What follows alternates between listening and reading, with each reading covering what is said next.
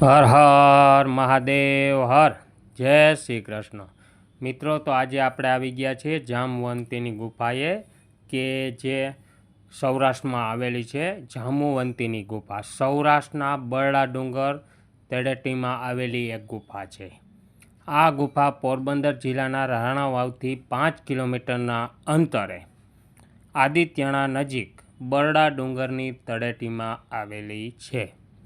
અહીંયા જમીન પર અવેડા જેવી કુંડી જેવડી જગ્યા નીચે વ્યવસ્થિત પથ્થરની સીડી અને અંદર ઉતરતા એક પછી એક વિશાળ ઓરડા જોવા મળે છે। આજે આપણે એવી જગ્યાએ આવી ગયા છીએ। તમે જોઈ શકો છો, જો તમને હું દર્શન કરાવી રહ્યો છું। જ્યાં અહીંયા મંદિરમાં જામવંતી અને કૃષ્ણજી ત્યાં બિરાજમાન છે એવા તમને દર્શન થઈ રહ્યા છે। અને વિશાળ બગીચો પણ આવેલો છે, સુંદર મજાનો। આમ તમને ઘૂમવાની બધી મજા આવે છે। તો આપણે એનો ઇતિહાસ ચાલુ કરીએ। જામવંતી નામના રીછ પરથી આ ગુફાનું નામ પડ્યું છે।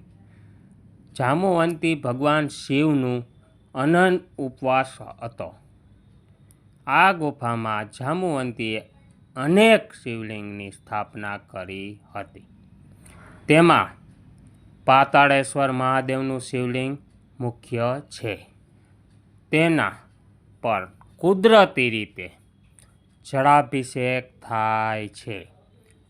પાણીના ટીપા એટલે ટપકવાથી આપોઆપ શિવલિંગ બંધાય છે।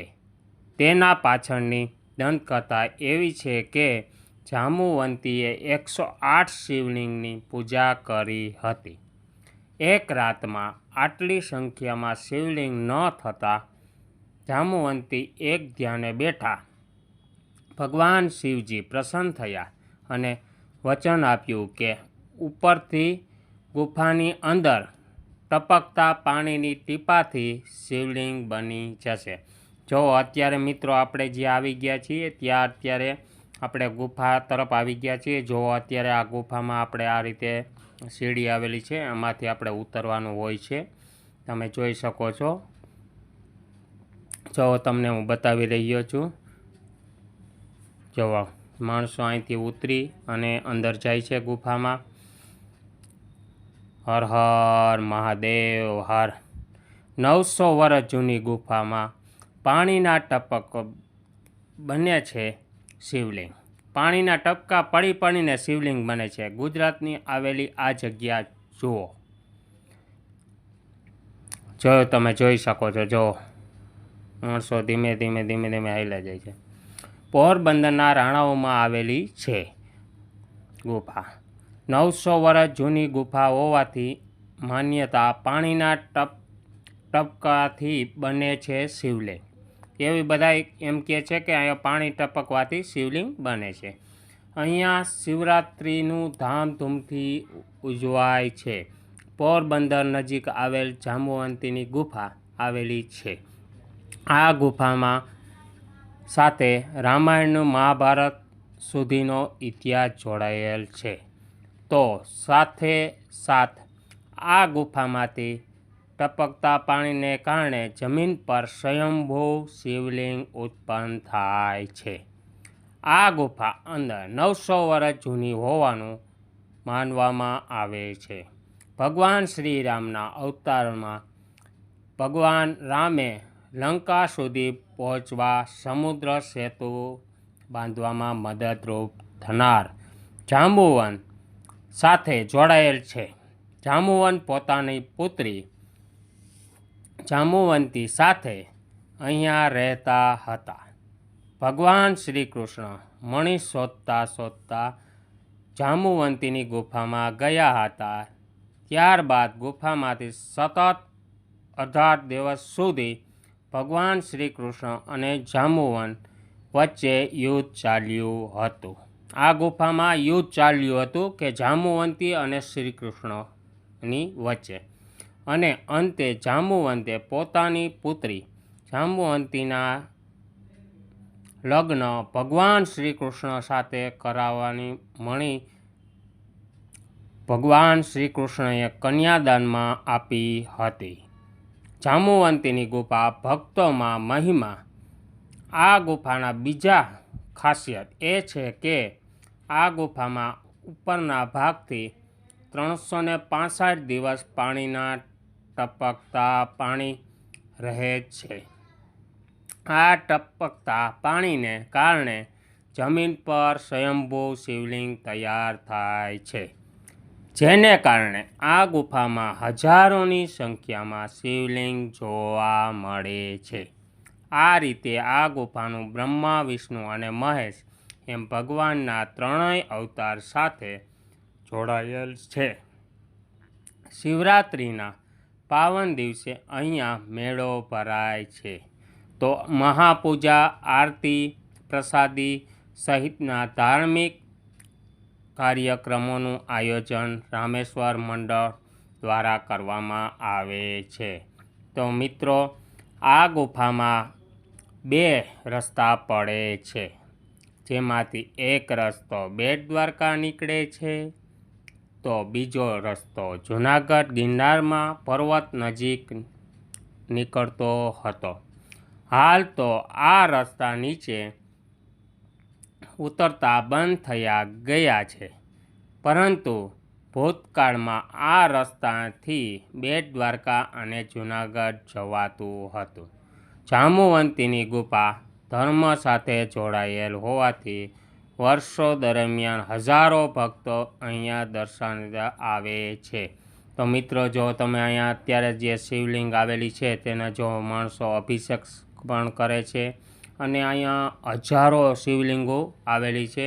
સામે જાંબુવંતી, કૃષ્ણ અને તેના છોકરીના ફોટા પણ રાખેલ છે. તો આનું રહસ્યમય આવું છે કાંઈક કે ગુફામાં પાણી ટપકવાથી આખી શિવલિંગ તૈયાર થાય છે. મિત્રો, તમે જોઈ શકો છો, આ એક અદ્ભુત જગ્યા છે કે તમે ત્યાં આવો તો તમને મજા જ આવ્યા કરે. તો આવી જગ્યાએ આવવાનું ખાસ ભૂલતા નહીં. પોરબંદર ભગવાન શ્રી કૃષ્ણ મણિ શોધતા શોધતા જાંબુવંતીની ગુફાએ પહોંચ્યા હતા. ત્યારબાદ ગુફામાં સતત 18 દિવસ સુધી ભગવાન શ્રી કૃષ્ણ અને જાંબુવંતી વચ્ચે યુદ્ધ ચાલ્યું હતું, અને જાંબુવંતીએ પોતાની પુત્રી જાંબુવંતીના લગ્ન ભગવાન શ્રી કૃષ્ણ સાથે કરાવી મણિ ભગવાન શ્રી કૃષ્ણને કન્યાદાનમાં આપી હતી.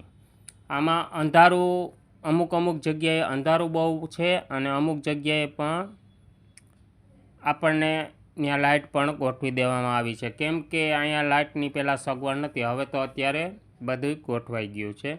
આ ગુફામાંથી પાણી ટપકે છે અને તેમાંથી સ્વયંભૂ શિવલિંગ બને છે. આજે પણ આ ગુફામાં નાના મોટા અનેક શિવલિંગ જોવા મળે છે. જો તમે બધા જોઈ જ શકો છો, એ બધા શિવલિંગો આવેલા છે. અહીંયા શ્રાવણ માસ અને શિવરાત્રિની પણ ઉજવણી કરવામાં આવે છે, અને શિવ ભક્તો પૂજા અર્ચના કરી ધન્યતા લાગણી અનુભવે છે. તમે જોઈ શકો છો, જો કેવી ગુફા આવેલી છે કે તમે ત્યાં ગુફામાં જાઓ તો તમને એમ જ થાય કે આપણે ગુફામાંથી બહાર નીકળવું જ નથી. એટલી મજા આવે, એટલી ઠંડકવાળી ગુફા છે. અને આ ગુફા છે કુદરતી ગુફા બનેલી છે. પોરબંદરના રાણાવાવ નજીક આવેલી પૌરાણિક જાંબુવંતીની ગુફાનો પ્રવાસનમાં પણ સમાવેશ કરી અને તેઓએ વિકાસ કરવામાં આવ્યો છે. પોરબંદર સહિત રાજ્યભરમાંથી પ્રવાસીઓ અહીંયા દર્શનાર્થીઓ આવે છે. ક્યાંયથી લોકો દર્શન કરવા માટે આવે છે. પોરબંદરના બરડા ડુંગર ગોદમાં જાંબુવંતીની ગુફા આવેલી છે. બરડા ડુંગરમાં પણ અનેક પૌરાણિક સ્થળ આવેલા છે. દર વર્ષે જૂનાગઢની લીલી પરિક્રમા થાય છે, તેમ બરડા ડુંગરમાં પણ લીલી પરિક્રમાનું આયોજન કરવામાં આવે છે. તેઓનો પ્રારંભ પણ જાંબુવંતીની ગુફા ખાતેથી થાય છે. અને સ્વયંભૂ શિવલિંગ પણ બને છે.